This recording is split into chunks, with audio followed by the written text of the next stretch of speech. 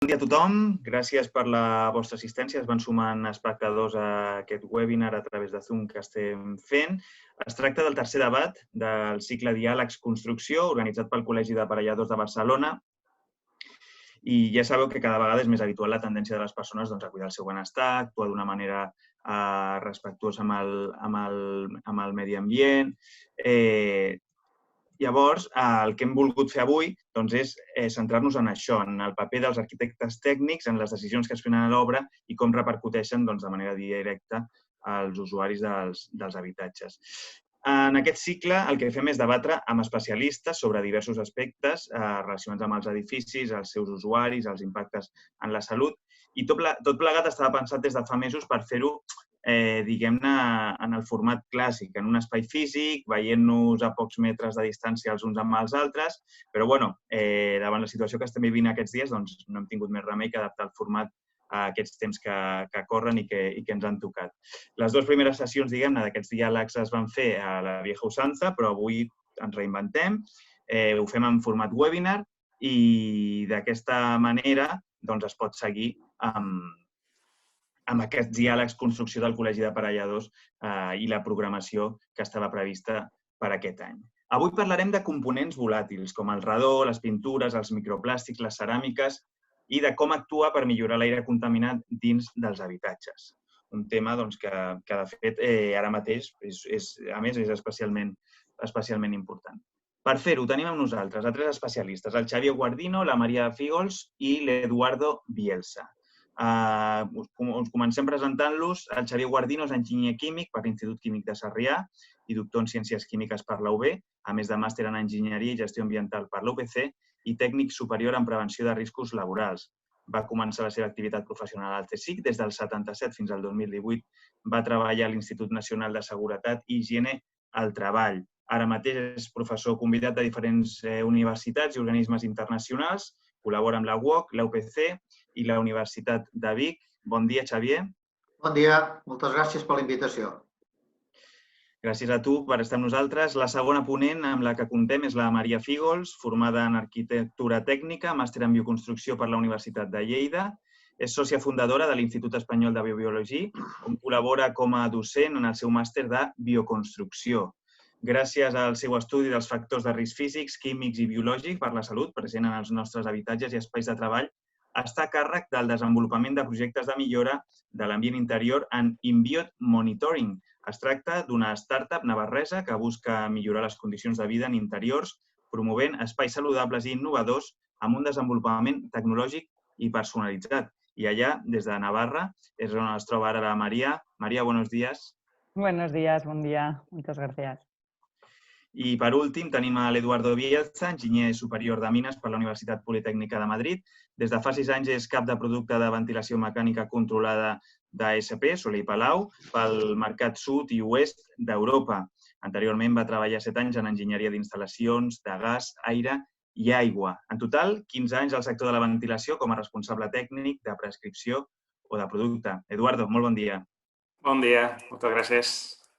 Bé, doncs el format que seguirem consisteix en una conversa dialogada amb aquests 3 experts que tenim convidats avui. Tenint en compte els condicionants tècnics, que estem a distància, us recordo, Xavier, Maria, Eduardo, que us talleu quan considereu, que aporteu informació quan parla un company, que a vegades és difícil el no tenir-nos al costat i poder-nos mirar, però tractem de fer-ho sense problemes.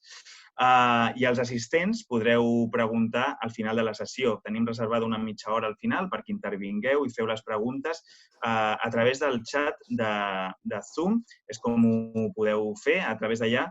Les podeu anar escrivint sobre la marxa o esperar-vos al final i fer-les com vulgueu. Nosaltres el que farem és intentar donar cabuda al màxim d'intervencions possibles. I recordeu que també podeu dir la vostra a Twitter sobre aquest diàleg construcció amb l'etiqueta Diàlegs Construcció. També el compte del Col·legi d'Aparelladors en aquesta xarxa social a Twitter, que és @apabcn.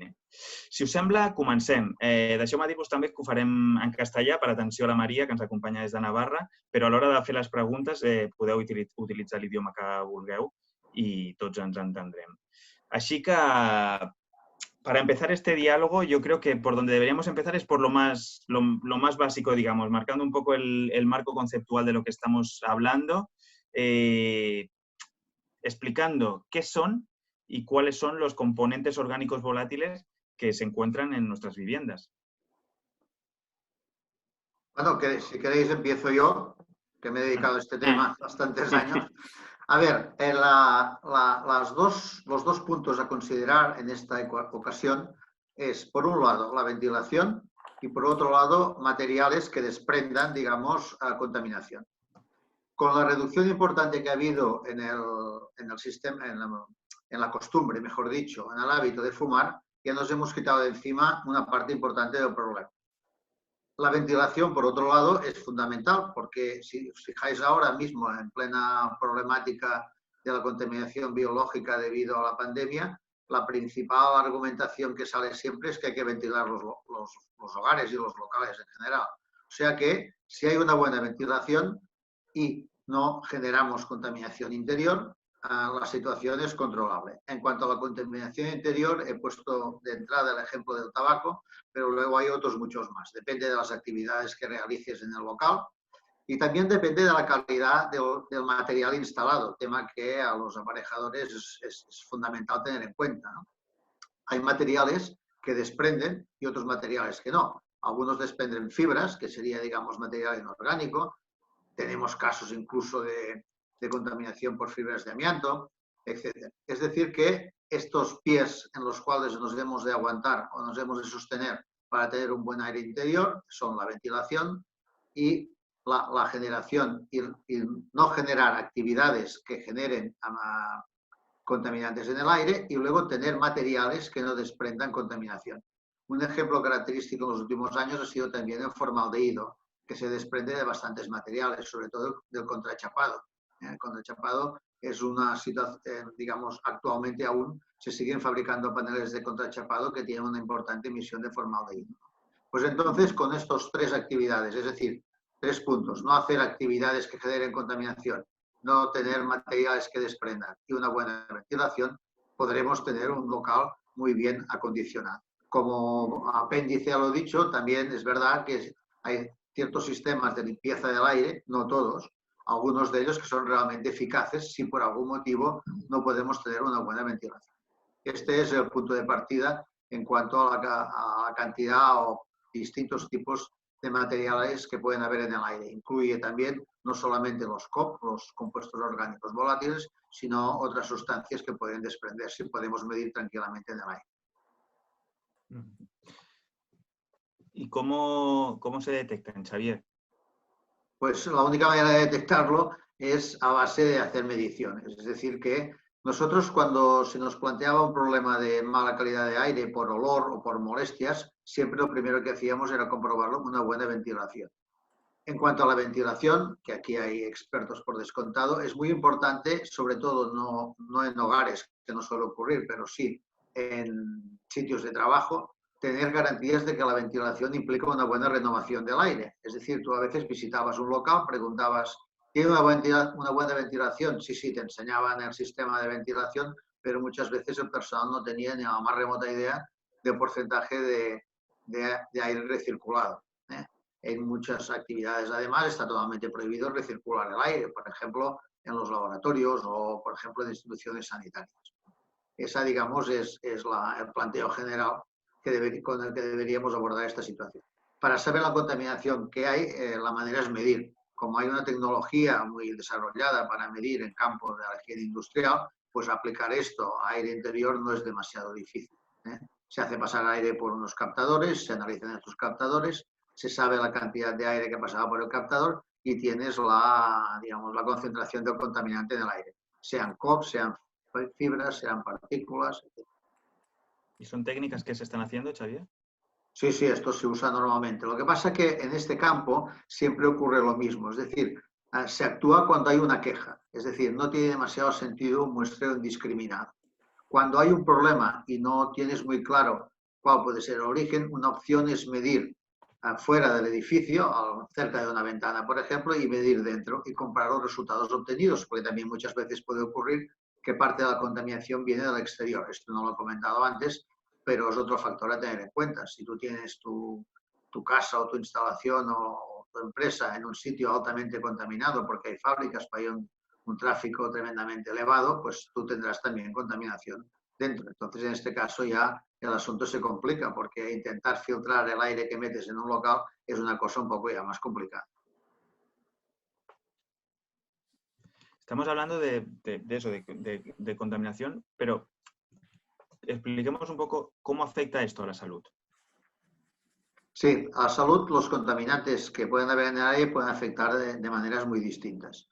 Desde irritantes, por ejemplo, el caso del formaldehído, pero también, por ejemplo, sustancias que son tóxicas a largo plazo, como por ejemplo el formaldehído.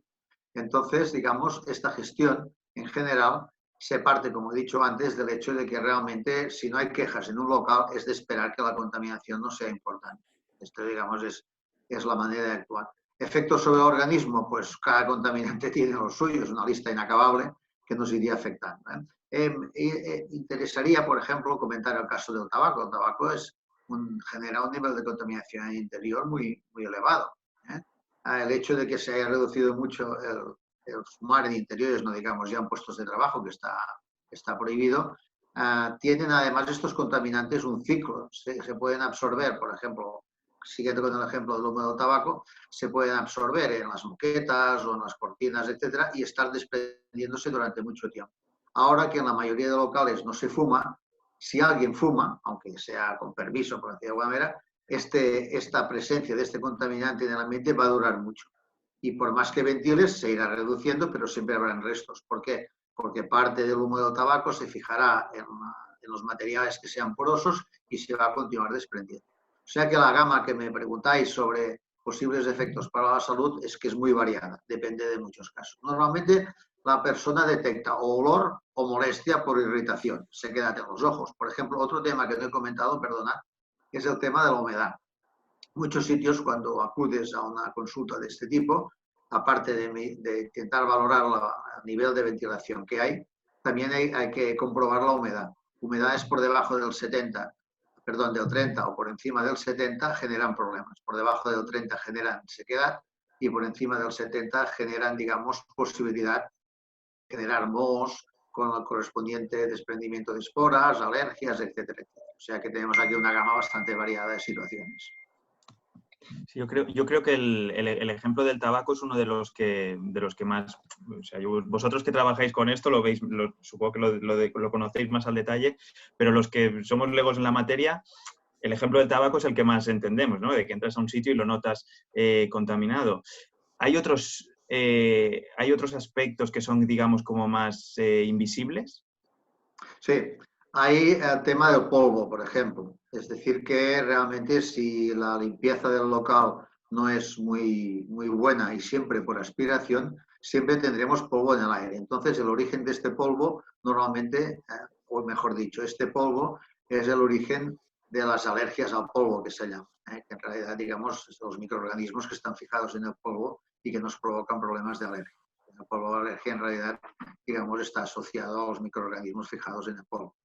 Pero en general es lo que encontraremos, es decir, que hay una gama, digamos, de productos químicos debidos a lo que hace, a lo que estamos haciendo en el local y otra que proviene de la emisión de los materiales. La gran extensión de paramentos, digamos, de plásticos, de polímeros, etcétera, si no están bien curados, también puede ser otra situación. Luego hay las fibras. En el caso de las fibras también hay que tener en cuenta toda la problemática de los animales domésticos también. Es decir, que, digamos, si tienes perros o gatos en casa, es altamente probable que alguna de las personas también tenga una respuesta alérgica.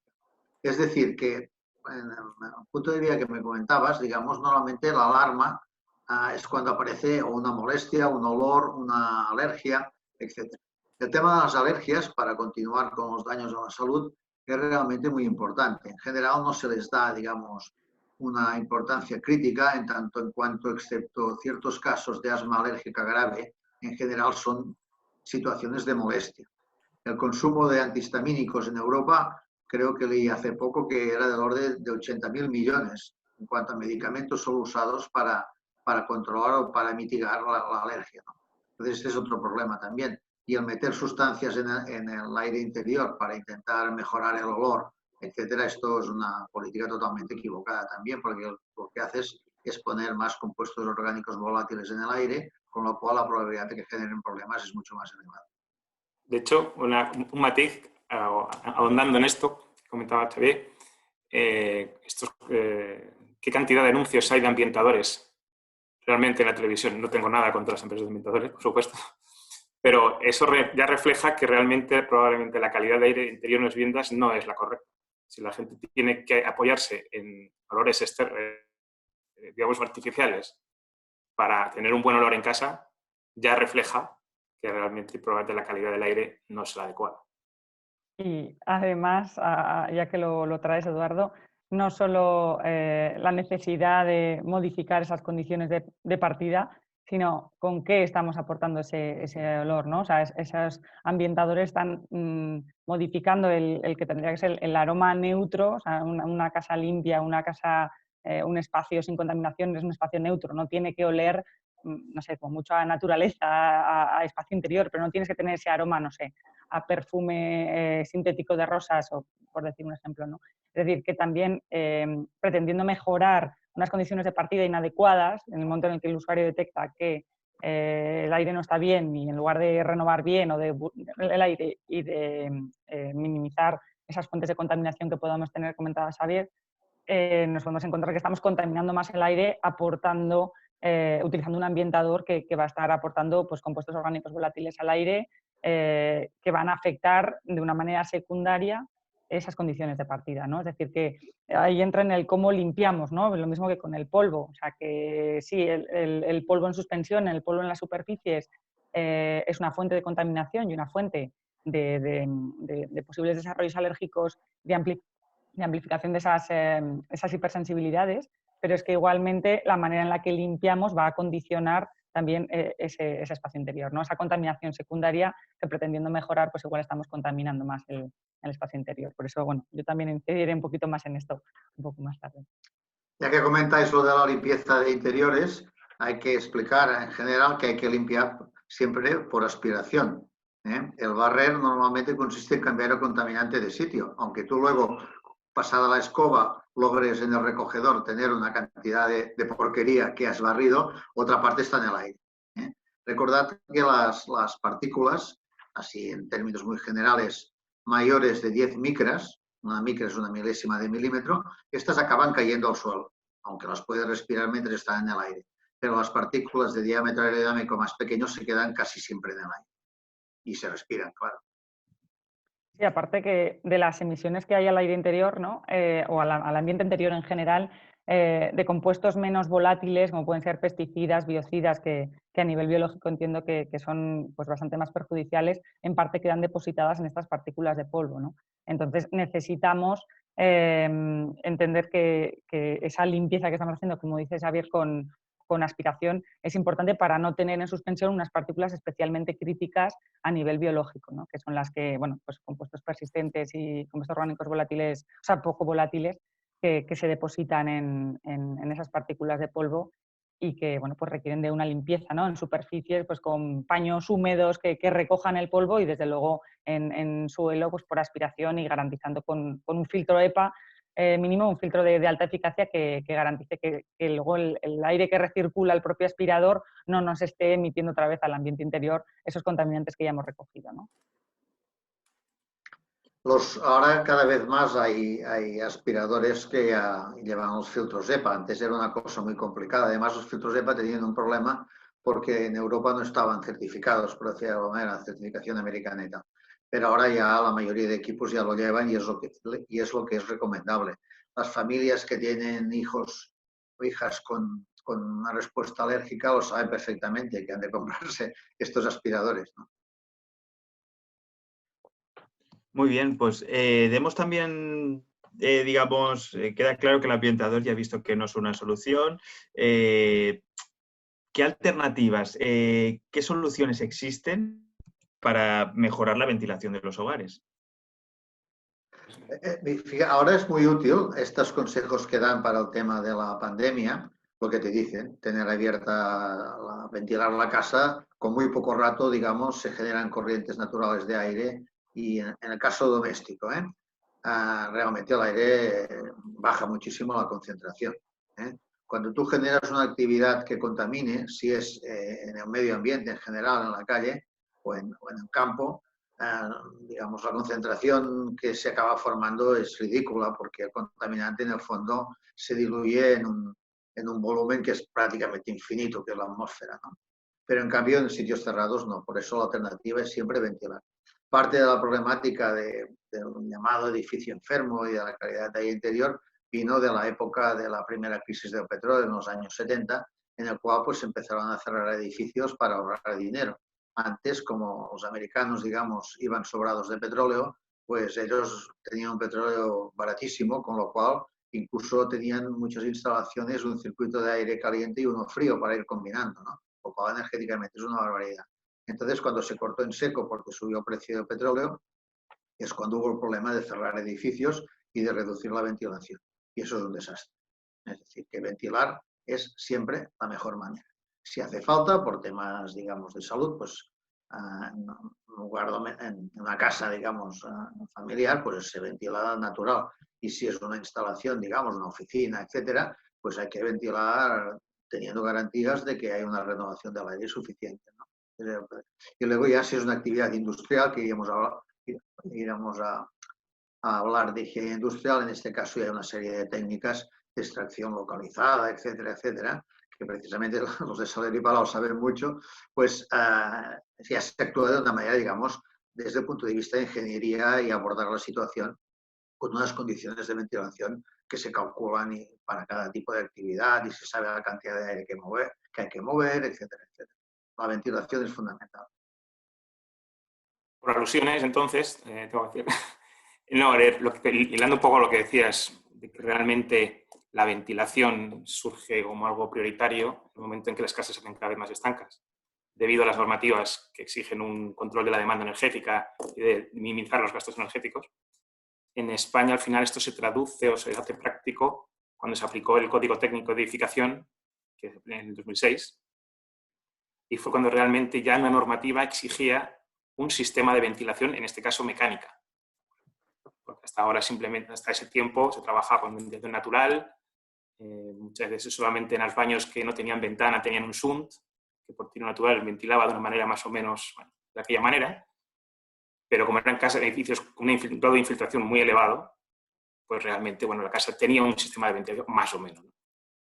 ¿Qué pasa? Que, como bien comentas, cuando la casa se hace mucho más estanca, digamos que llevado al extremo, nadie podría vivir en un tupper, ¿no? Eso realmente es muy estanco. Pues no, la casa tiene que respirar. Para tener una salubridad, un ambiente salubre en la vivienda, que es como se dice en el código técnico, ¿no? Salubridad, se exige un sistema de ventilación. ¿De acuerdo? Y lo que se exige es una ventilación, en este caso, mecánica. ¿De acuerdo? Con lo cual es lo que se considera, bueno, pues un sistema que puede ser razonablemente sencillo, en el cual lo que se pide es una renovación permanente de la vivienda. ¿De acuerdo? Ese es un poco el principio de un sistema de ventilación mecánica.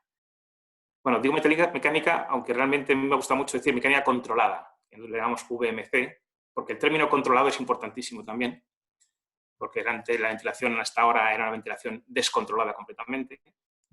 Y son estos sistemas los que realmente nos permiten gestionar realmente la ventilación como consideramos que es la mejor. ¿De acuerdo? Y todo esto en España se aplica desde el 2006.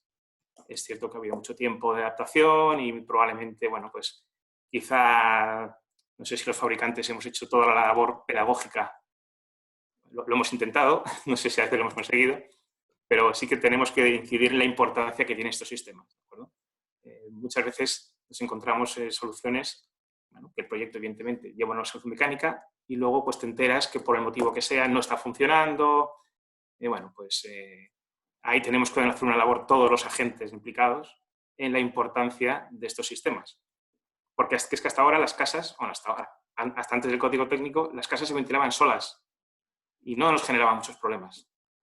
En el momento en que la casa se cierra, como decía Xavier, surgen los problemas, ¿no? De hecho, creo que todos hemos visto casas en las que han renovado la perfilería de las ventanas, por ejemplo, para cortar las infiltraciones, y luego empieza, al cabo de los días, empieza a chorrear el perfil de la ventana porque ya no hay ventilación. En este caso hay un problema de humedad que condensa.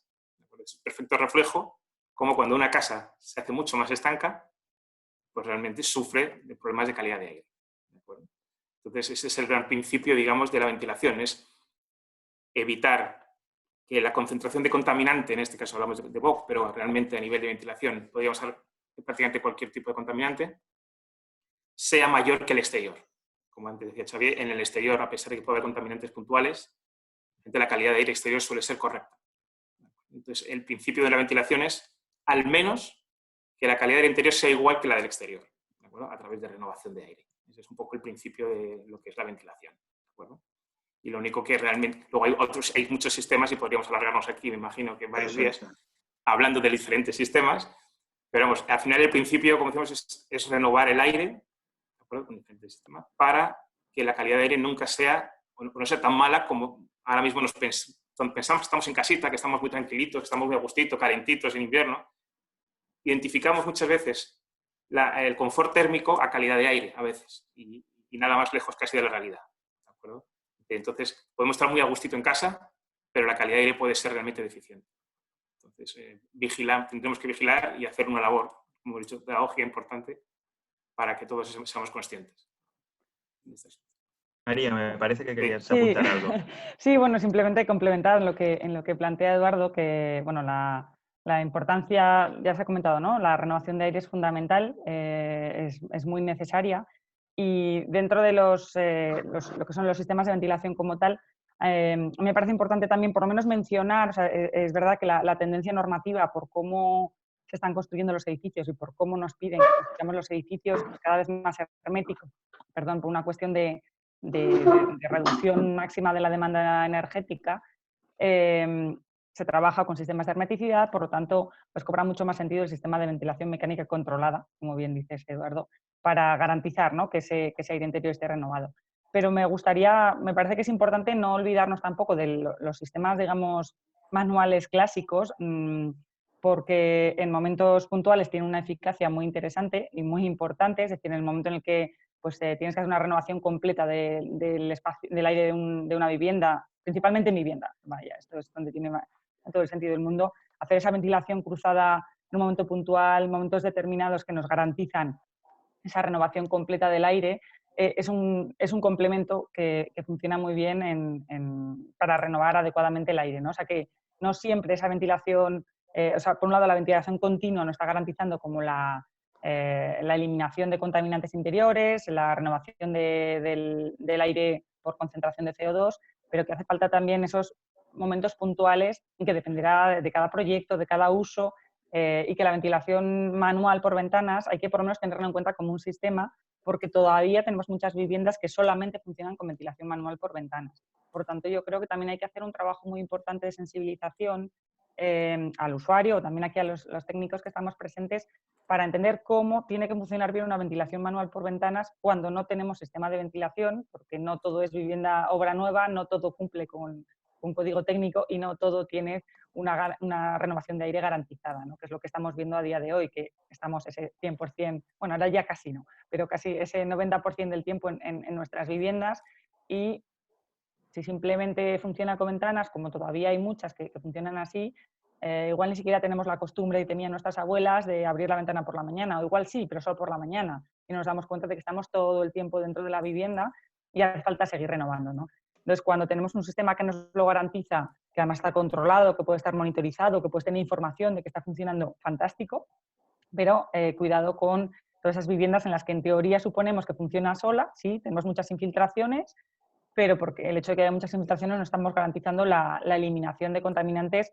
en momentos o en usos de la vivienda actual, ¿no? A día de hoy, en el que estamos ese tiempo, mucho más tiempo y mucha más gente, ¿no? Que igual en el día a día, bueno, nos vamos a trabajar o los niños se van al colegio y no sé, de 9 a 4 no hay nadie en la vivienda, ¿no?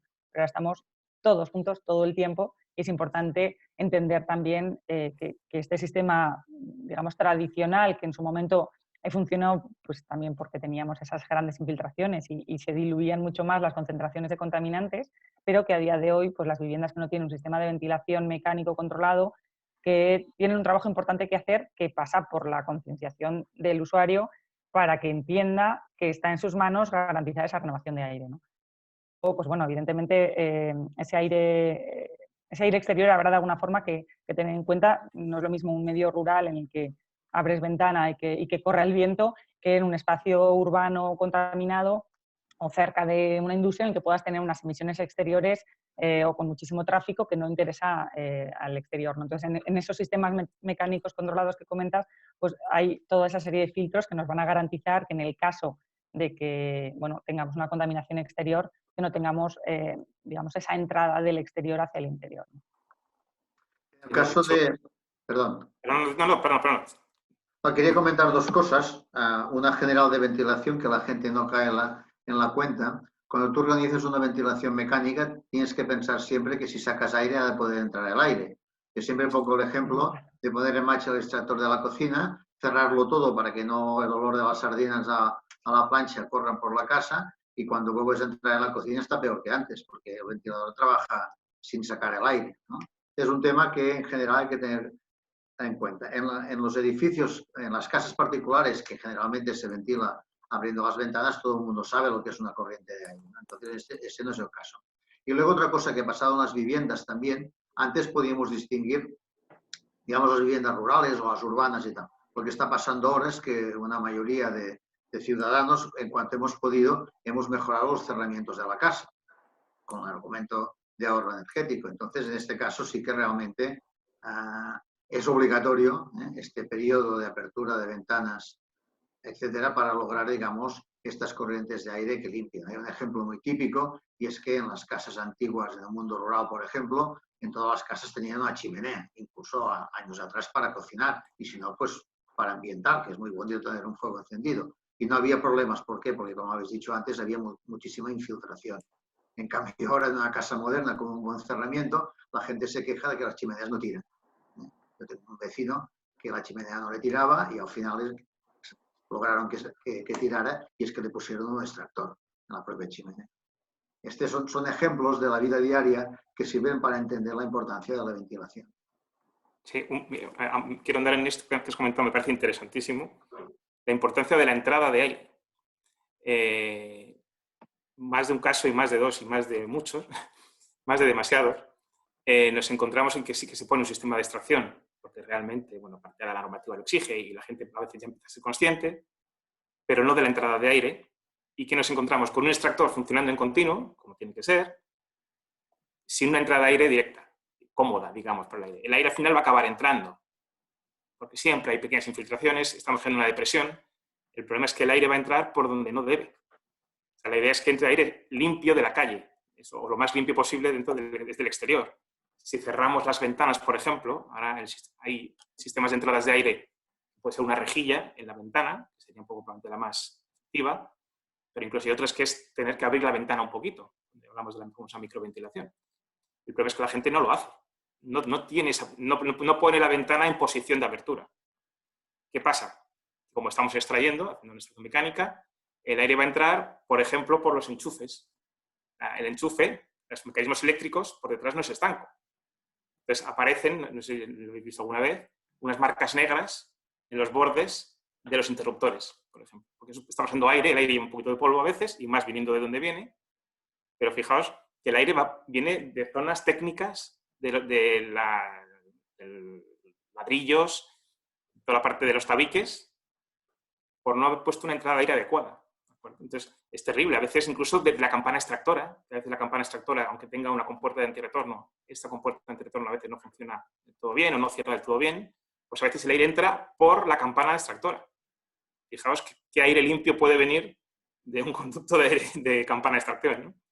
Lo cual es importantísimo incidir un poco en la idea que ha dicho Xavier de permitir una entrada de aire correcta. No solo extraer, sino permitir la entrada. Sin duda. Cuando el ciudadano, digamos, es consciente de la problemática de la que estamos hablando, entiende que tiene un problema, pues ya sea en su casa, estamos hablando hoy mucho de las casas más que de los puestos de trabajo, seguramente porque como llevamos tantos días todos metidos en casa, os sale más hablar de esto. Pero ya sea en la casa o ya sea en una oficina, en un puesto de trabajo, digamos, una vez es consciente, ¿qué se le debe aconsejar? ¿Por dónde debe empezar a mejorar su entorno? No sé si debe hacer cosas él, digamos, que están en su mano, o debe recurrir a algún profesional que lo haga posible. Aquí Bueno, María, sí, igual, sí, Eduardo, termina toda la parte de ventilación y no luego... te preocupes, no, sí, luego te Sí. complementamos, no hay problema. Vale. Bueno, yo sí que quería incidir en varias cosas. O sea, por un lado, que hemos estado hablando de como niveles genéricos de concentración de contaminantes, que son o niveles aparentemente bajos, que como hablábamos, como comentaba ahora Eduardo, ¿no? Como hemos ido aumentando los niveles de hermeticidad dentro de estos espacios por requisito normativo y por una necesidad de reducción de la demanda. Esas bajas concentraciones a día de hoy cobran mucha más importancia, ¿no? Entonces, estos espacios, ya sean viviendas o entornos de trabajo en los que viviendo esas aparentemente bajas concentraciones de contaminantes, son contaminantes en los que estamos expuestos el 90% del tiempo, si no es el 100%, aunque sea el 80%, pero es la mayoría del tiempo estamos expuestos a esta contaminación y que eso puede hacer minar nuestros propios mecanismos de defensa, ¿no? Entonces, bueno, yo lo que, cuando el ciudadano toma conciencia, lo que yo entiendo que tenemos que plantear, digamos, como técnicos, son tres perspectivas. O sea, por un lado, es una cuestión de normativa, de revisión de normativa, ¿no? Es decir, que nuestras viviendas, nuestros entornos de trabajo, en principio, cumplen con la normativa en materia de concentración de contaminantes por norma general, ¿no? A nivel de espacios de trabajo, tenemos los sistemas de prevención de riesgos laborales que nos garantizan y todas las mediciones preventivas que se hacen anualmente para garantizar que se está cumpliendo con la normativa.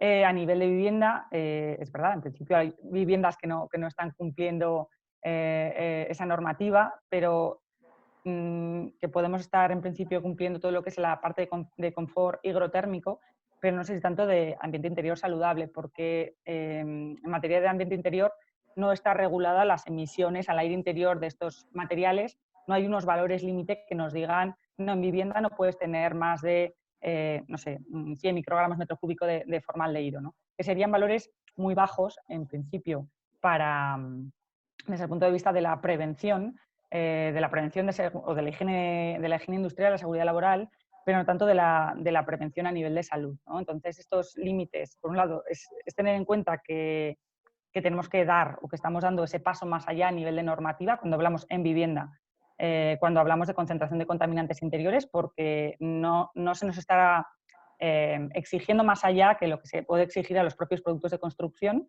que cumplen con sus requisitos y sus marcados, sus normativas. Esos productos cumplen con la normativa, podemos emplearlos en interiores y podemos estar generando una fuente de contaminación. Por eso, tan importante toda la parte de ventilación que comentábamos ahora, ¿no? Entonces, estamos dentro de estos límites, pero estamos muy lejos de los límites deseables desde la promoción de los espacios saludables, ¿no? que es digamos, el objetivo al que debemos enfocarnos. Y esto debería de garantizarse como un derecho, creo yo, no como una especie de lujo para quien pueda pagar determinados productos o sistemas constructivos. Por lo tanto, es importante a nivel de técnicos que entendamos que damos un paso más. O sea, que los productos que compramos en el mercado cumplen con sus normativas, pero que no está regulado en materia de calidad del interior. Entonces, como excepción quizá sí que podemos tener la parte de radón, que comentábamos antes también, porque por fin está reconocido por la actual normativa, que se actualizó código técnico el pasado 20 de diciembre y ahora mismo estamos en su plazo de aplicación voluntaria todavía, pero que ya por lo menos tiene en cuenta la exposición el radón. Es un contaminante que es una importante fuente o causa de cáncer de pulmón en este país y necesitamos limitar las concentraciones interiores, ¿no? Esto va a depender, bueno, ya eso supongo hay un apartado específico, ¿no? Para entender cómo funciona el radón y aunque los límites quizás no sean los recomendados por organismos que trabajan en la defensa de la salud, sí que es cierto que ya lo tenemos en cuenta, ¿no? Pero bueno, por un lado tener en cuenta como técnicos esa responsabilidad de revisar normativa existente y dar un paso adicional. Por otro lado, la otra perspectiva que me parece importante que tengamos en cuenta para, digamos, asesorar a los usuarios y usuarias es la revisión de materiales de construcción, acabado de equipamiento, ¿no? Que veíamos que es la fuente principal. Es verdad que no está en sus manos definir los materiales de construcción, los que constituyen la envolvente térmica y que van a condicionar esa estanquidad, ese aislamiento y que también van a aportar esos contaminantes interiores. Pero sí que está en manos de los usuarios y usuarias decidir con información qué viviendas habitan, qué espacios de trabajo habitual. Es decir, que necesitamos como técnicos pues, ofrecer información sobre esa emisión de contaminantes y que haya, lo ideal sería una declaración completa de los componentes en todos los productos que se utilizan en la construcción. Arquitectos técnicos aparejadores tenemos la responsabilidad de controlar todos los productos que entran en obra, por lo tanto, una revisión de fichas técnicas, de fichas de seguridad química sería el punto de partida y lo ideal pues poder tener esa declaración completa para poder detectar un posible contaminante que pueda influir luego en un ambiente interior contaminado, como digo, quizá a bajas dosis aparentemente, pero que puede llegar a minar la salud de las personas que ocupan este espacio interior, ¿no? Entonces, para viviendas nuevas el planteamiento quizás sea más sencillo, ¿no? Pues tenemos un proyecto definido, una selección de materiales, un libro del edificio, donde se recogen los materiales que intervienen. Otra cosa es tener la declaración completa, exigirla y revisarla. Entonces, bueno, pues podemos tomar decisiones como técnicos para evitar esas bajas concentraciones de compuestos perjudiciales y, bueno, pues ponerles nombres, ¿no? O sea, esa importancia de nombrar el formaldehído, nombrar los compuestos orgánicos volátiles, los bencenos o los silenos o los productos, los compuestos que van a estar específicamente en interiores, todas esas partículas en suspensión que generan contaminación interior, ¿no? Pero para edificios existentes, que también hay un trabajo importante que hacer ahí, quizás es más difícil disponer de esa información, ¿no? Pero por eso, bueno, pues se pueden hacer informes, inspecciones técnicas ambientales, que ahí digamos, no tenemos esa obligación y a veces se actúa, como comentaba antes Javier, cuando hay un problema, cuando hay una queja, cuando hay un problema de hipersensibilidad, ¿no? Pero me parece que es importante hacer un trabajo preventivo en este sentido para evitar que esas bajas dosis puedan generar una hipersensibilidad a largo plazo, ¿no? Y actuar antes.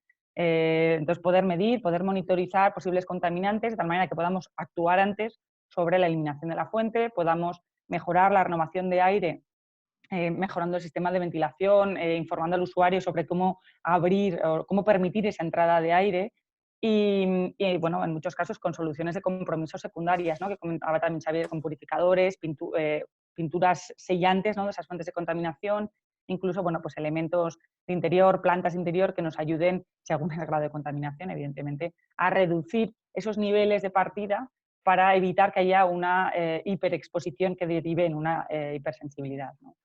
Y por otro lado, es decir, o sea, revisión de normativa, revisión de materiales y por otro la revisión de los hábitos de consumo, que ahí sí que tiene una acción directa el usuario, tiene una responsabilidad directa sobre qué es lo que utiliza en un espacio interior, ¿no?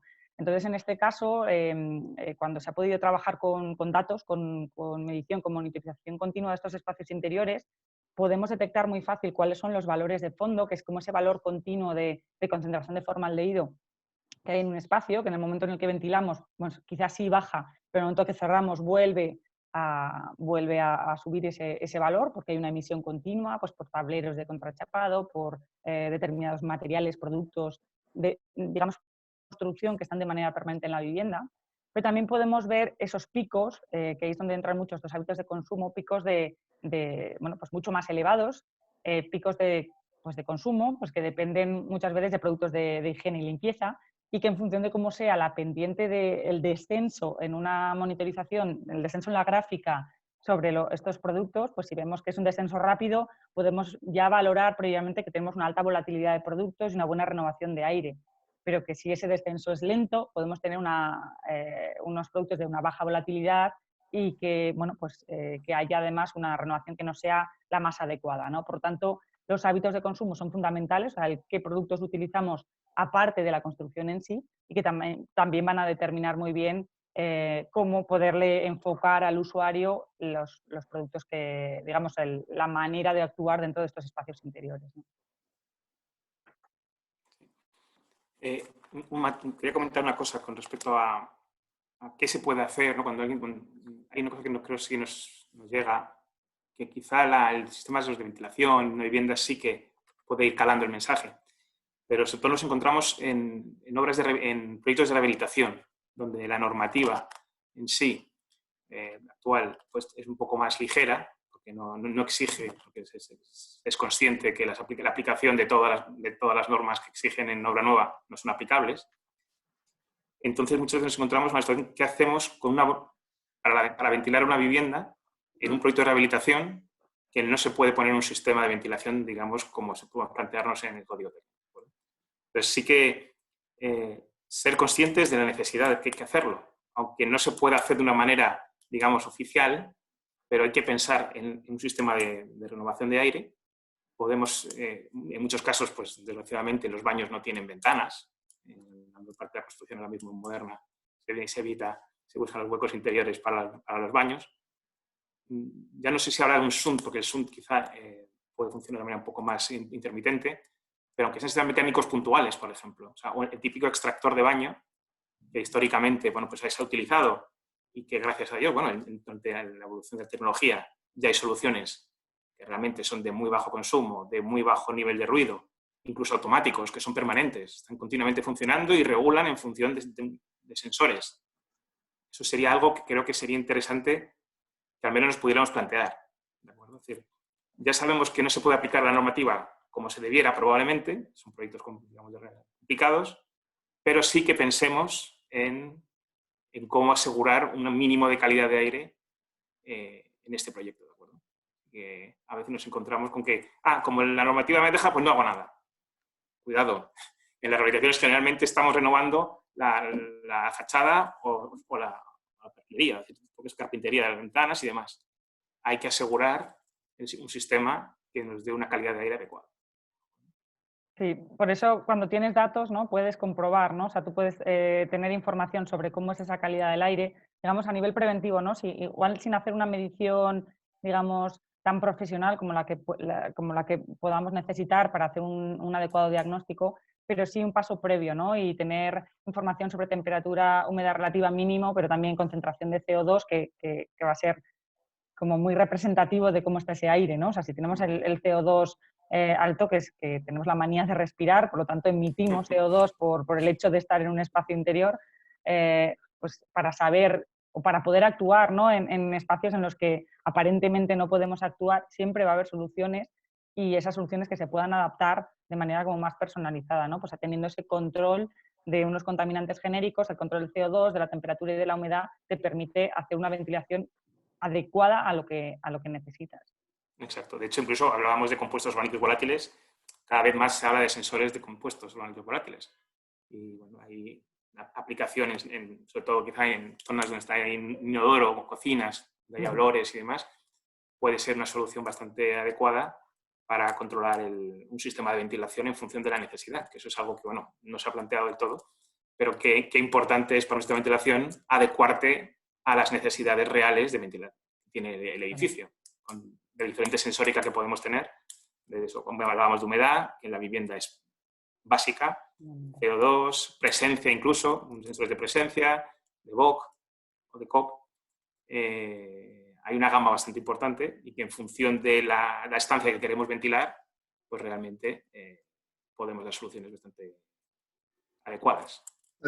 El dióxido de carbono, el CO2, es una de las medidas fundamentales, sobre todo cuando en el local, digamos, solo hay generación de bioaerosoles.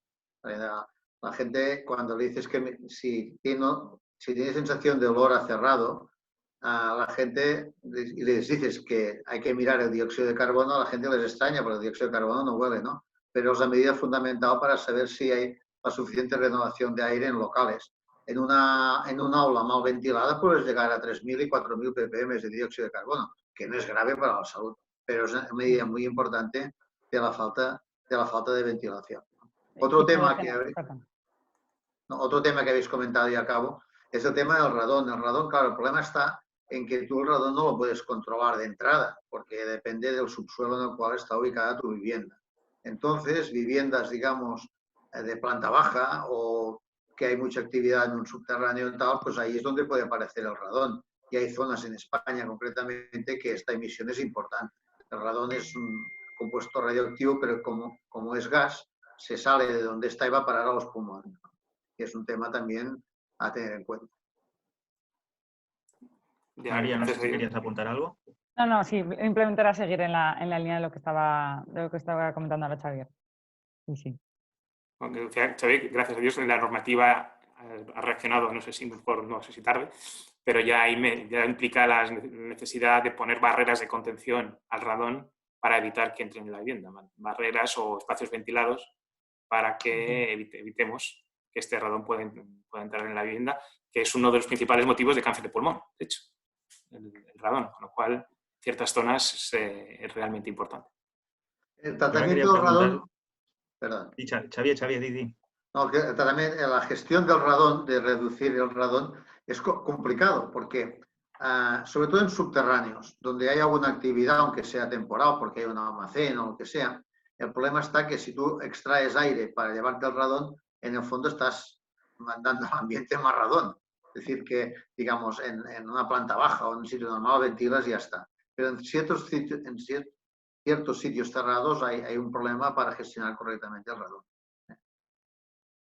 Ya está, de hecho, a veces se utilizan soluciones de ventilación positiva, que se llama, es por impulsión, de hecho. Exactamente.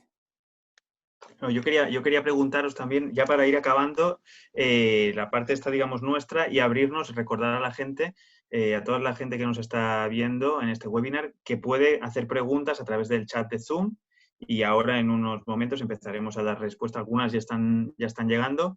Podéis ir haciendo vuestras preguntas. Yo os quería preguntar una cosa así como más corporativista, ¿no? De todo lo que estáis comentando, todo lo que está saliendo, más allá de lo que marca la normativa, que es claro y se cumple, ¿hasta qué punto os sentís escuchados? ¿Hasta qué punto la obra nueva, la rehabilitación, están teniendo en cuenta todo lo que llevamos comentando en este rato? Bueno, yo creo que hay una tendencia ahora, una sensibilidad hacia estos espacios saludables, ¿no? Hacia promover espacios o entender por lo menos que nuestros espacios interiores condicionan de alguna forma nuestra salud.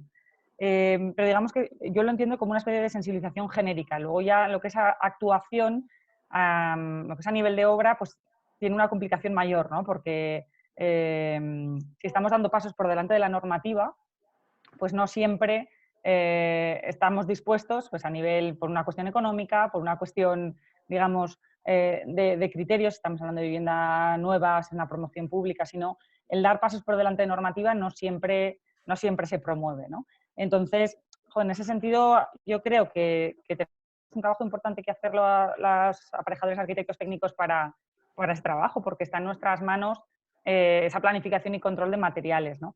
Hemos visto que es fundamental dentro de la promoción de viviendas o de edificios sanos, ¿no? Interviene, digamos, toda la envolvente, toda la piel del edificio, pero si nos tenemos que centrar en ese espacio interior, es lo que hablábamos, o sea, los materiales con los que construimos, principalmente esa envolvente interior, es decir, del aislamiento hacia el interior, con qué materiales estamos trabajando. Hay una decisión de proyecto, evidentemente, si podemos intervenir en proyecto en colaboración con los arquitectos, vamos a poder definir qué tipo de materiales, donde no solo digamos materiales de bajas emisiones, sino que podamos ya realmente trabajar con materiales que sepamos que no emiten, con materiales que no necesitan de determinados adhesivos o determinadas soluciones que requieran un subproducto, un producto secundario que pueden ser muchas veces fuentes de contaminación, y vamos a poder tener ese control sobre las condiciones, digamos, higrotérmicas, ¿no? De partida que se plantean a nivel de proyecto, pero que en obra las vamos a poder controlar, ¿no? Y todo esto pues de la mano siempre del sistema de ventilación y de climatización, que son claves para generar ese confort.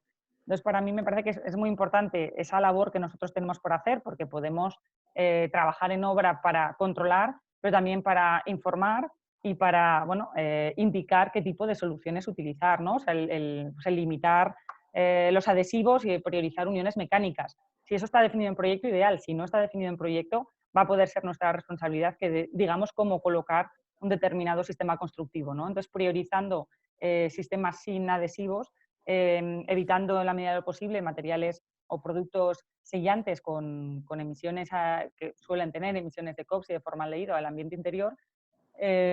Estos son sí, pequeños productos o simplemente un pequeño cordón de un sellante, pero que están en contacto con el ambiente interior. Por lo tanto, pueden ser la fuente de contaminación, ¿no? Entonces, esto nos supone también intentar, en la medida de lo posible, digo, esa combinación, ¿no? De proyecto con decisiones de obra, Pues materiales en acabado, materiales sintéticos y plásticos, por un lado, pues bueno, por el efecto que pueda tener a nivel de electroclima, pero sobre todo también por su contenido en plastificantes, en formaldehídos, en compuestos orgánicos volátiles que van a emitir al aire interior por un lado y por otro lado esa contaminación secundaria del polvo que podíamos ver si se trata de, bueno, pues de productos biocidas o de productos pesticidas, retardantes de la llama, etcétera, que pueden generar esa contaminación del polvo, ¿no? También podemos y debemos controlar la combustión. Lo comentaba antes también Xavier, ¿no? Y Eduardo, la importancia de la entrada de aire y el ejemplo que comentabas de la chimenea. Pues es que es fundamental prever una entrada de aire exterior para cualquier elemento que tengamos de combustión. Pues si tenemos una chimenea, que podamos prever en obra que haya una entrada del exterior, o sea, que el funcionamiento de esa chimenea o de esa estufa no dependa del aire de la estancia, sino que venga directamente del aire del aire exterior. Y bueno, yo también creo que ahí tenemos trabajo a la hora de poder limitar esos tableros contrachapados de madera, o sea, esas fuentes fundamentales de formaldehído, aunque es verdad que desde la industria se están dando pasos agigantados para limitar esas emisiones de formaldehído. Si no es formaldehído, es fácil que sean otros aldehídos que todavía no están clasificados como cancerígenos o que todavía no estén, digamos, en la alarma, ¿no? de gran contaminante, pero que pueden tener una contaminación secundaria igualmente, ¿no? Entonces, otra de las fuentes de contaminación que es fundamental y en la cual también podemos entrar es en decidir la pintura que se va a utilizar en un espacio interior, generalmente en proyecto definido como de una manera muy general, pero que es importante empezar a trabajar con materiales minerales, con materiales que nos permitan que funcione mejor a nivel, digamos, de piel de edificio, a nivel de no cerrar totalmente la capacidad de los cerramientos para regular la difusión de vapor, pero que además nos permiten, o sea, que evitan la emisión de contaminantes al aire interior, ¿no? O sea, una pintura clásica de CAD, una pintura de silicato potásico, o sea, ir a soluciones sencillas que se han utilizado siempre, que están a día de hoy en el mercado y que nos permiten incorporar todas estas soluciones en una construcción actual para evitar lo primero, que es tener la fuente, ¿no? Que luego tenemos que incorporar determinados sistemas de purificación o de filtrado, lo que sea, bueno, eso será una solución secundaria, ¿no? Pero lo primero es evitar la fuente y ahí la base está en qué utilizamos, qué productos de construcción y qué productos utilizamos después, ¿no? A nivel de usuario, pues de mobiliario, de equipamiento, productos de limpieza, etcétera, ¿no? Que es donde entra esa responsabilidad de usuario que comentaba antes. Yo, por mi parte, por la parte que nos puede tocar a nivel de instalación, en obra, por lo general, tengo la sensación que, bueno, que yo creo que somos conscientes en obra a nivel corporativo. Hablamos de los arquitectos técnicos, sí que son conscientes y, de hecho, al ser normativo, pues evidentemente saben que tienen que cumplir. La parte un poco que podemos hacer entre todos es pensar que, aunque sea no porque sea normativo significa que sea malo. Es decir, no, es que es normativo, hay que hacerlo, vale, no lo pensamos. No, es que está en la norma por un sentido y hay que buscar al final que el objetivo final es el usuario. No solamente el usuario, también es el edificio, que también el edificio puede sufrir una mala ventilación, por supuesto, pero lo que tenemos que buscar, pensar, es en el confort del usuario, ¿de acuerdo? A veces, a nivel de sistemas de ventilación hay infinitos, hay muchísimos, pero, bueno, dentro de todas las calidades que hay, bueno, pues unos buscan más evitar pues, problemas del usuario, bien sea por el nivel de filtración, por niveles de ruido. Vigilemos que este sistema está hecho para, no solamente, aparte de mantener un ambiente salubre, es que el usuario pues, pueda estar de una manera confortable en su vivienda, ¿de acuerdo? Si tenemos un sistema de ventilación, por ejemplo, que genera mucho ruido, vamos a poner el caso, porque no hay, vamos a ser sinceros, hay sistemas que pueden hacer mucho ruido, estamos haciendo una faena al usuario, porque estamos obligándole, porque un sistema de ventilación es obligado y que funcione, y está generando problemas. Entonces, ¿el usuario qué va a hacer? Va a pararlo. ¿De acuerdo? Entonces, seamos todos conscientes que realmente hay sistema, y esto se puede hacer perfectamente bien, y las sistemas de ventilación existen. En España no hace mucho. Hablo de viviendas, ¿eh? En España tenemos mucha tradición de ventilación en terciario, edificios de terciario, pero no en viviendas. Pero en el mundo se está dando sistemas de ventilación desde hace muchos años. Y no tienen por qué, y no tienen que dar ningún problema. Bueno, que seamos conscientes que estos sistemas tienen que estar hechos de una manera para que el usuario pueda disponer de ellos, que funcionen en continuo sin ningún problema. Y eso sí que en obra tenemos que hacer antes un esfuerzo para vigilar realmente que los sistemas de protección, digamos, que tiene el mismo sistema para el usuario, se cumplan. Es un poco idea importante. Si me dejéis un punto final, nosotros con los estudios que encontrábamos de edificios, lo que ocurría, y esto es un tema que supongo que os atañe bastante a vosotros, era que estoy hablando de edificios de oficinas, de tipo general, no viviendas particulares, que lo que ocurre muchas veces es que en el proyecto se proponen, digamos, una distribución determinada del edificio, el instalador de aire acondicionado hace sus planos, calcula ocupaciones, calcula actividades, etcétera, y luego resulta que el propietario o el que alquila el edificio cambia las cosas de sitio como él cree conveniente. Con lo cual te encuentras instalaciones que teóricamente y seguro que están bien diseñadas en origen, pero como la instalación de aire acondicionado se hace muy rápidamente después de la estructura del edificio por el espacio que ocupa y tal, luego se cambian los usos y actividades y resulta que hay zonas que quedan mal ventiladas o con una ventilación insuficiente. O, por ejemplo, que no se tiene en cuenta la orientación del edificio, por ejemplo. Entonces, hay una cantidad de orígenes, digamos, estructurales inadecuados que generan este problema. Exacto, sí, eso pasa. Y eso sí que es importante. En terceros ocurre mucho y es más conocido, en vivienda algo menos, y lo que hablamos de la sensórica. O sea, el tener sensores que puedan adaptar la ventilación, pues eso sí nos puede dar luego una flexibilidad a la hora de adaptarnos a una nueva necesidad a lo mejor que surge en el edificio. Pues siempre podemos cambiar una programación de un sensor o cambiar los límites de un sensor, por ejemplo. En vivienda quizás es un poco más limitado, pero bueno. María. Sí, yo simplemente es que me parece que tiene todo el sentido del mundo, entonces, que trabajemos, que hagamos ese trabajo en equipo real, ¿no? O sea, que las soluciones sean globales o integrales, o por lo menos la visión sea integral de todo el edificio como tal, ¿no? O sea, que cuando se está pensando en un edificio, se piensa en los usos y estamos buscando soluciones que sean evidentemente buenas para el edificio, no queremos que haya patologías constructivas, pero es que si es bueno para el edificio y no hay patologías, evidentemente va a ser bueno para el usuario, ¿no? O sea, tenemos que ir siempre de la mano. O sea, si tenemos ese problema de acústica, ¿no? Por ejemplo, que comentabas, Eduardo, ahí hay algo que no está funcionando, que no se ha pensado bien, que no se ha integrado bien, ¿no?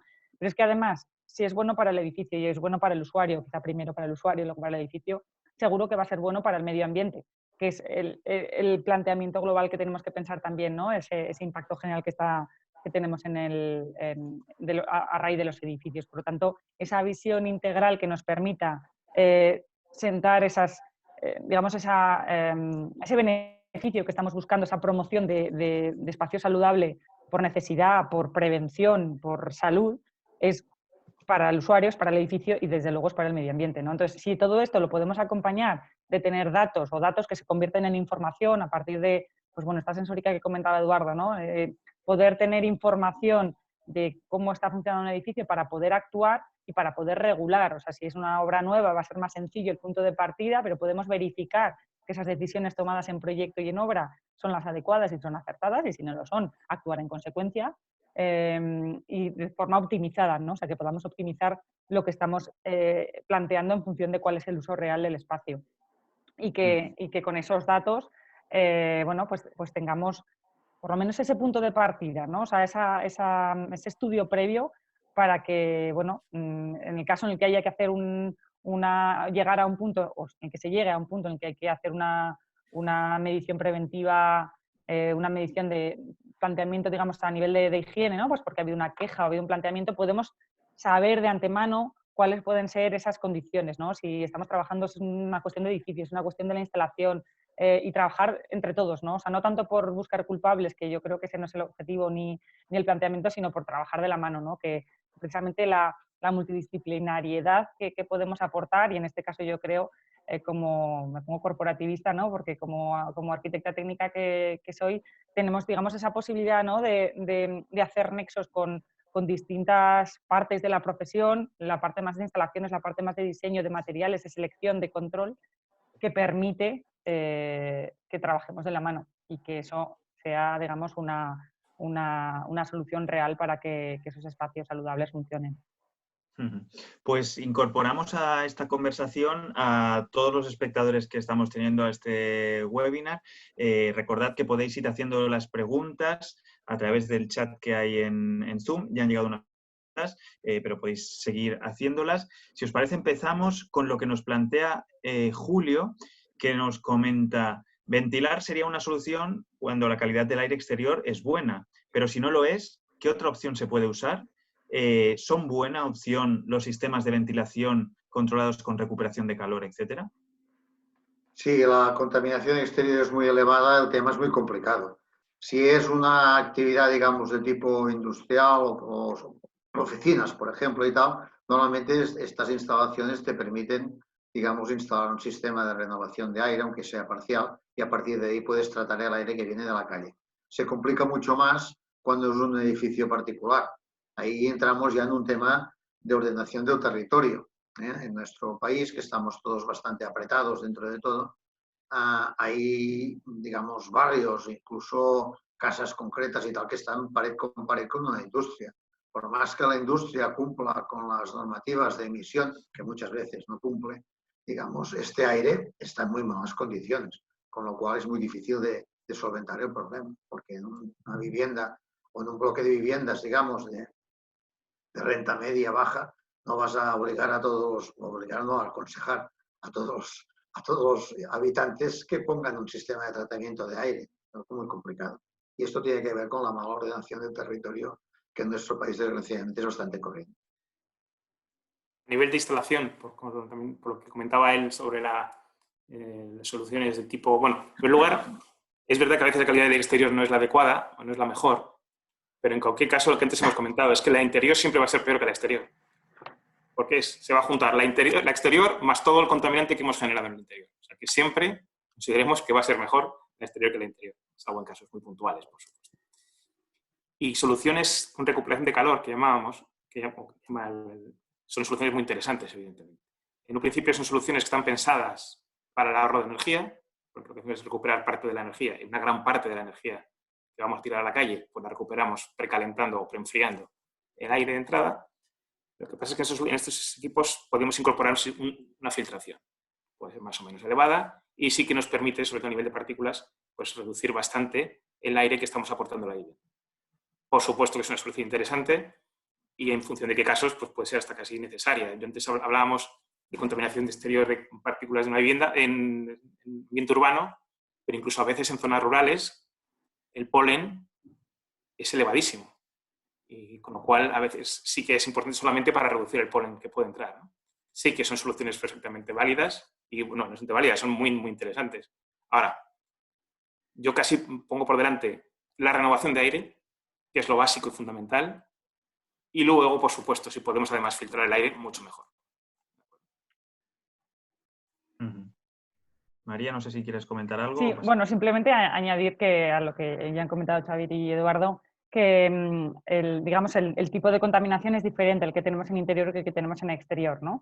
Siempre partimos, ¿no?, de esos estudios de la EPA que dicen que el aire interior está de 2 a 5 veces, de 2 a 10 veces más contaminado que el exterior, pero es verdad que entornos urbanos muy contaminados con alto tráfico, en zonas de industria, pueden ser puntos delicados, ¿no? Entonces ahí es importante, por un lado, el filtrado y por otro lado, conocer cuáles son esos contaminantes exteriores y cuáles son esos contaminantes interiores, ¿no?, para garantizar de qué manera vamos a optimizar el sistema de ventilación y poder tener pues, un filtrado que nos evite esa entrada del exterior de, bueno, pues todo lo que es la parte de partículas, que es lo que podemos filtrar con los filtros que en principio vienen en los sistemas de ventilación con recuperador de calor, ¿no? O sea, si, bueno, tienes la posibilidad, ¿verdad, Eduardo? El mantenimiento de estos filtros es fundamental porque Sin duda. se nota, o sea, queda bueno, negro, queda un filtro totalmente negro de todo lo que se filtra del aire exterior, por tanto es muy significativo entender que sí, que podemos estar reduciendo la contaminación con este tipo de sistemas. Si estamos trabajando con ventilación manual, pues porque no nos queda más remedio, entonces quizás sí que podamos controlar, ¿no? Hace poco unos compañeros hacían un estudio de cómo, de una ventilación en una vivienda en Tenerife, en Gran Canaria, no recuerdo bien, en una temporada de tormentas de arena en la cual no podían ventilar del exterior, ¿no? Tenían simplemente un sistema de ventanas, no podían abrir ventanas y estaban en este caso pues, monitorizando el espacio interior. Y como luego hicieron esa monitorización cuando había cuando estábamos ya en fase de confinamiento, sin tormenta de arena, pero pudiendo ventilar, ¿no?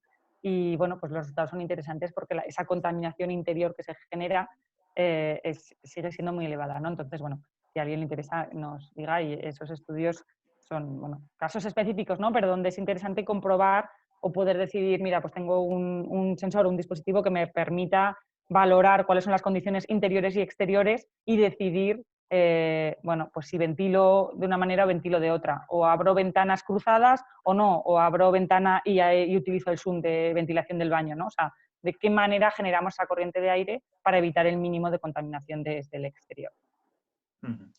Kim Peláez nos pregunta, dice, tal y como comentáis, la ventilación con poco rato es suficiente, pero tenemos un problema habitual de humedades relativas muy altas en interiores de las viviendas. Recuerda que el problema es cuando en el exterior también tenemos esos porcentajes de humedad muy altos. Entonces, la pregunta del millón, ¿soluciones para las viviendas existentes? Más apunta Kim, teniendo en cuenta que las humedades altas, aparte de todo el tema de hongos, ácaros, etcétera, también perjudica la salud de las personas con problemas respiratorios y articulaciones y demás. Los locales... No, perdona. No, Sí. perdona, simplemente decir que cuando decía que ventilar con un poco de rato es suficiente, yo creo que eso no lo hemos dicho. O si lo hemos dicho, no sé si es correcto. Pero hay que ventilar Depende de cómo se ventila. no en continuo, depende de qué tipo de instalación tengamos, pero a veces una apertura de ventanas, entonces, como lo comentaba antes María, no puede ser o no debe ser solamente por la mañana. Debería ser durante varias veces al día un cierto tiempo para poder asegurar la renovación. Sí.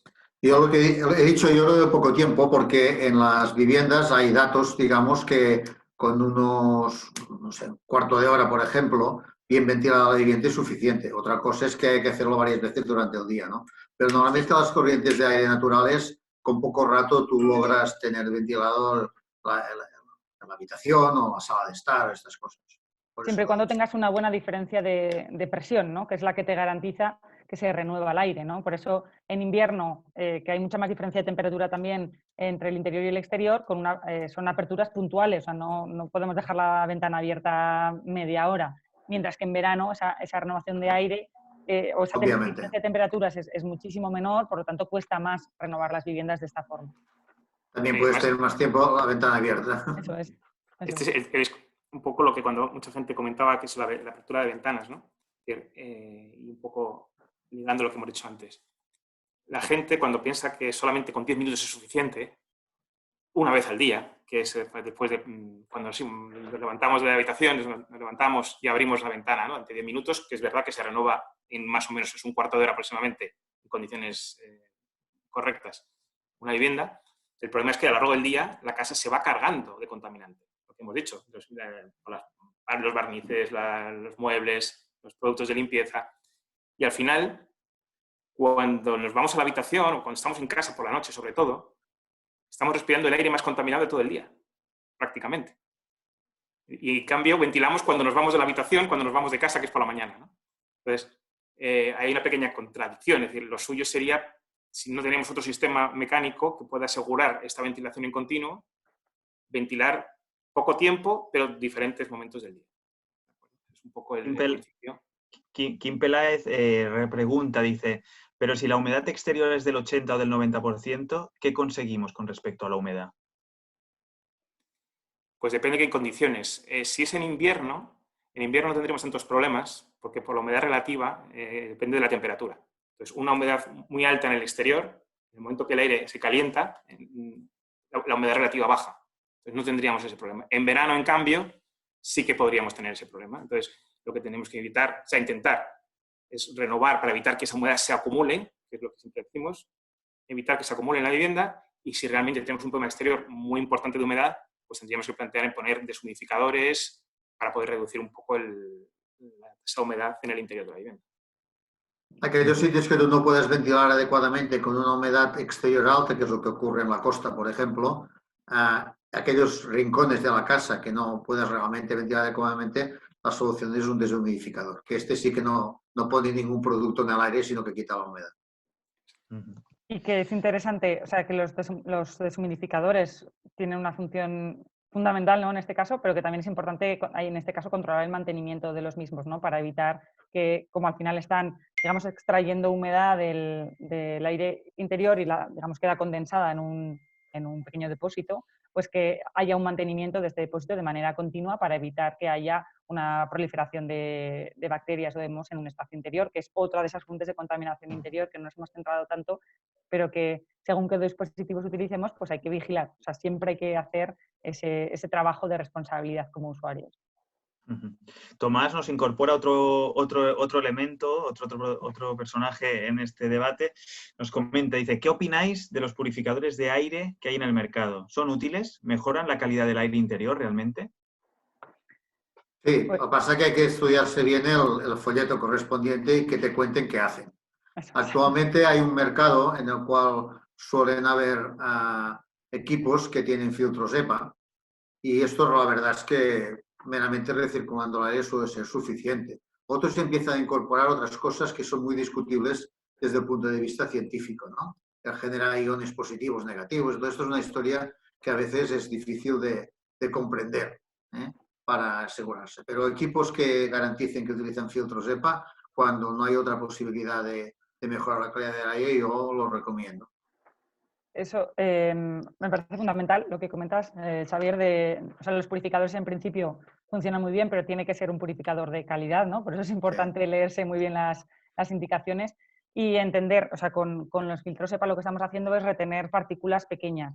Generalmente retenemos todo lo que es polvo en suspensión y bacterias, o sea, ácaros, esporas, todo eso va a funcionar muy bien con un purificador de aire y de hecho es una de las recomendaciones que se hacen cuando se hace una desinfección por moho en un espacio interior.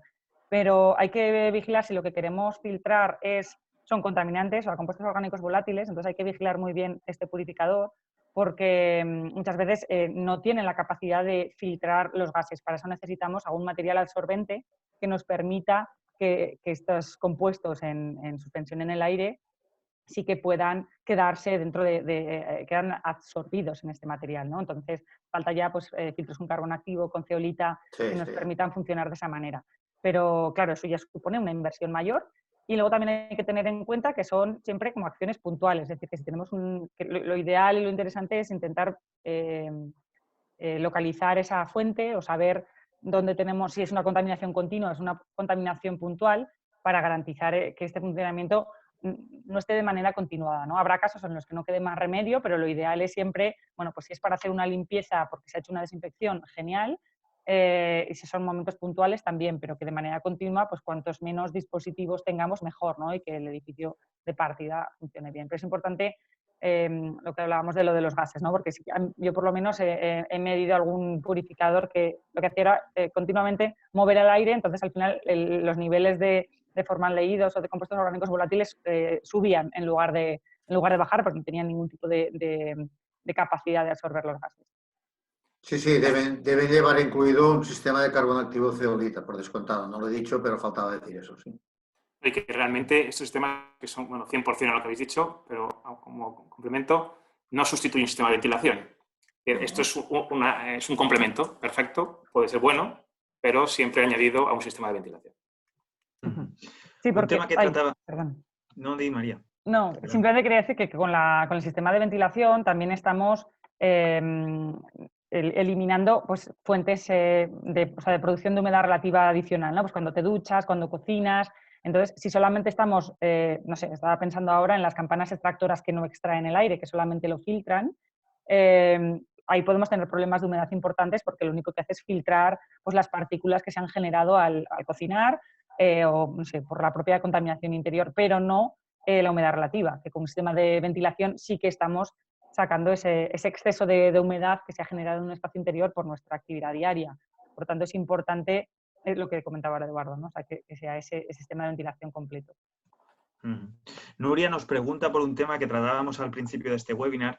Dice, creo que por lo general la gente desconoce la problemática en interiores. ¿Cómo creéis que se debe mostrar a nivel general de ello algo que no se ve? Pues, bueno, bueno, dale, Xavier, que tienes aquí más, No, más recorrido. O sea, yo lo que sea, para mí una de las cosas que es importante, por lo que yo he podido trabajar, es trabajar por un lado con información, o sea, que poder ofrecer información de lo que hay, o sea, que se pueda ver cuál es ese posible nivel de contaminación o qué posibles contaminantes hay y nombrarlos, pero siempre, digamos, de manera proactiva, ¿no? Es decir, no entrando ya en la clasificación de que si cancerígeno, mutageno, irritante, tal, de cada compuesto, porque entonces entramos en una especie de psicosis, ¿no? De decir, bueno, casi prefiero no saber lo que tengo en casa, ¿no? Entonces es, digamos, trabajar desde, bueno, pues hay una serie de posibles fuentes de contaminación, de posibles contaminantes interiores y que pueden tener estas influencias en la salud, pero sobre todo que tenemos estas acciones y muchas para evitarlos o para mejorar, ¿no? O sea, siempre, digamos, como en ese trabajo en positivo. Creo que más esta situación de pandemia que estamos teniendo, yo creo que nos va a ayudar un poco, en cierta manera, a ser conscientes de que a veces lo que no se ve también puede ser muy dañino, ¿no? Lo que hablamos de los pacientes, estos, de las personas asintomáticas que pueden ser contaminantes, que pueden contagiar, ¿no? Pues es algo parecido. O sea, podemos ver, hay contaminantes que no se ven y que son realmente, bueno, dañinos. Y creo que nos va a ayudar un poquito a tomar conciencia de la situación y de la importancia de saber lo que tenemos en casa al final. Tanto... Adelante, no, iba a decir señor. que hay que buscar información, ya está. La pregunta tiene que ver con esto, es decir, hay mucha cosa publicada sobre este tema, hay muchos textos de calidad del interior que te contarán, digamos, qué puede haber, ¿no? Pues precisamente Quique pregunta en ese sentido, dice, ¿dónde podemos encontrar datos concretos de los contaminantes, su exposición y sus porcentajes tolerables o perjudiciales? Bueno, esto sí que en mi vida laboral activa, ahora ya estoy jubilado, aunque sigo colaborando, el Instituto Nacional de Seguridad y Higiene en el Trabajo, que ahora se llama INSST, le han cambiado el nombre 4 o 5 veces, tienen una colección de documentos que se llaman NTPs, Notas Técnicas de Prevención. Digamos, poniendo en un buscador NTP aire interior, encontrará, deben haber publicados, no sé, 25 o 30 notas de estas sobre calidad de aire interior. Hay muchísima información.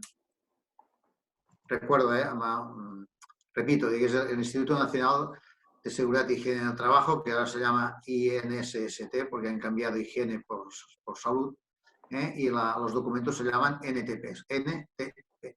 Hay muchos publicados. Y a nivel corporativo también, pero sí comentar que a nivel de fabricantes y demás sí que estamos, creo, ya no hablo de nosotros, sino en general del mercado, un esfuerzo de intentar comunicar al máximo posible al usuario, a todos los agentes, del interés de la calidad de aire interior. Y creo que empezamos a generar ya mucha comunicación al respecto, y a poco que se pueda investigar por internet se descubren un montón de documentos. Y bueno, y luego al final lo que pasa es que es muchísima la información que hay, ¿no? Hay muchísimas guías publicadas, hay material muy válido, muy interesante. Entonces es verdad que a veces necesitas como el paso previo, ¿no? Y es como, bueno, pues buscar esta sesión, ¿no? Alguien que te pueda ofrecer esa información o un profesional que te pueda, no sé, pues guiar o acompañar o explicar un poco más qué cosas hay, ¿no? Entonces en ese sentido yo creo que ese paso previo es informarse y formarse en este ámbito. Entonces yo creo que estas jornadas que hace el colegio permiten tener ese acceso, ¿no? Y a partir de ahí, pues bueno, toda la acción que a nivel de calidad del aire, de ambiente interior, de sostenibilidad en la arquitectura se está haciendo, ¿no? Porque yo, como decía antes, o sea, no tiene sentido plantear la arquitectura ecológica, sostenible, sino de la mano de un ambiente interior saludable, ¿no? Y debería de ser así, es decir, es que no tiene sentido, si no puede ser un sistema que funcione. Por tanto, ahí hay mucha información. Aquí deberíamos hacer un pequeño llamamiento también, sobre todo a las promotoras, yo creo. Las promotoras tienen que hacer una labor, creo, interesante. Nosotros hacia ellos de comunicación, pero ellos a sus clientes, a sus usuarios, los que compren las casas, comunicarles realmente su vivienda, de qué está compuesta, qué sistema seguro, qué paneles solares ya se conocen muy bien, hay sistemas que el mercado y el usuario los conoce, pero probablemente casi nadie sepa qué sistema de ventilación tiene su casa cuando compra una. Entonces, incidir realmente de la importancia y, de hecho, ponerla en valor, que también es un criterio también, digamos, que a un promotor le tiene que ser interesante.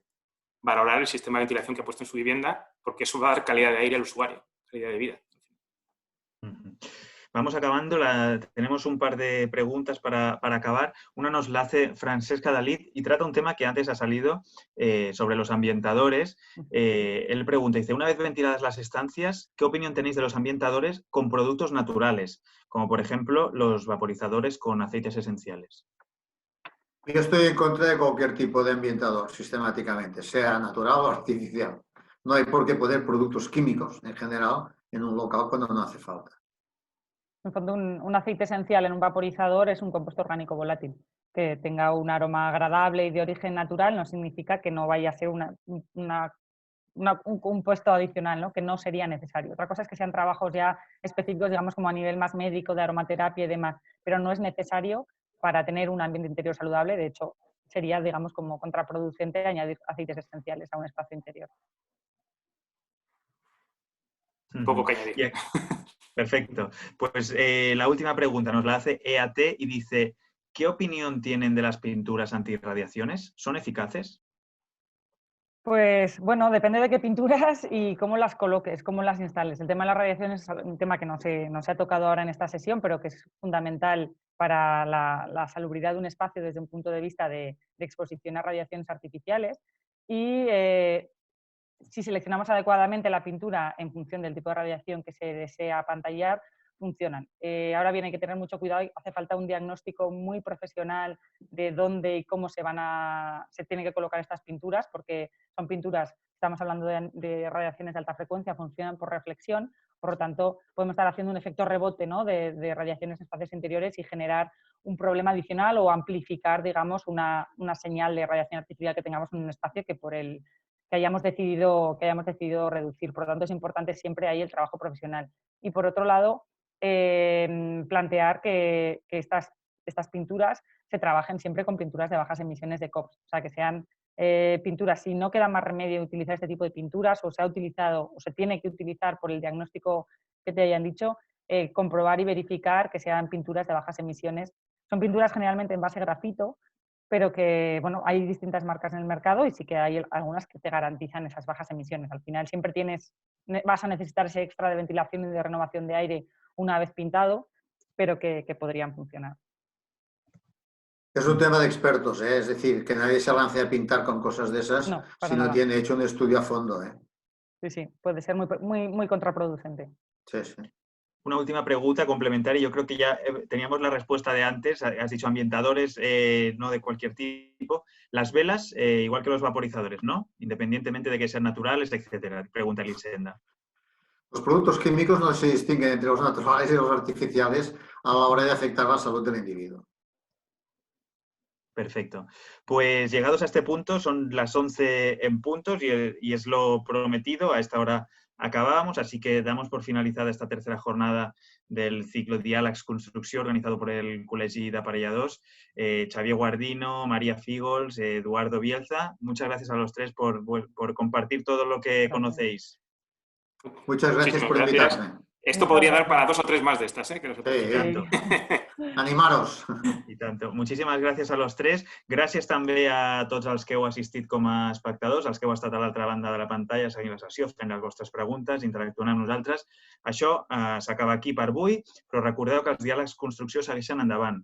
La propera jornada serà el 18 de juny i en ella parlarem de com dissenyar i construir per crear una llar saludable i serena. Esperem també comptar amb el vostre suport i la vostra assistència.